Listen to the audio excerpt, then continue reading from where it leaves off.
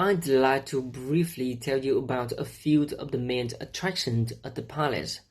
You'll find these on the map in your information pack. Now, one of the first things you'll see in the statues of King Hupugata, which I just mentioned. This is on the right-hand side of the monument court, the main square inside the palace grounds.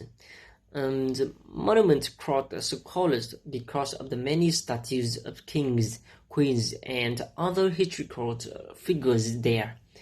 Dating back to the 123 BCE, the king's statue is 6 meters high, made of stone with a layer of gold and dotted with jewels.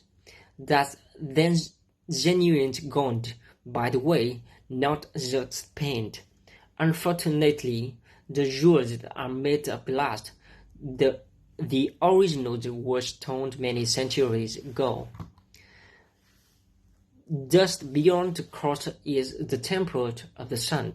This is the oldest part of the palace, and it is estimated to be about 2,700 years old. It originally had a roof, but now there are the columns that support it. There are 130 of them altogether, each one raising between 20 and 25 meters from the ground to support a frame of iron bars on which the roof originally rested. To the left of the Temple of the Sun is the new palace, and it's here that you find the royal chambers. It's called a new palace because it's the newest part of the palace complex, although it was actually completed in 1346, which makes it quite old, really. Anyway, the royal chambers were where kings and queens from the middle of the 14th century had their private rooms, bedrooms, things like that. It was also where they would have kept all their valuables, although they have now been moved to Palace Museum, which is also worth a visit.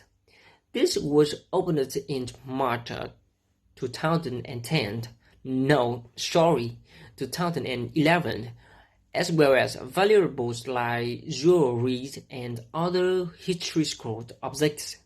The museum also houses an impressive collection of weapons, including a sword that is said to have belonged to King Kupugata himself.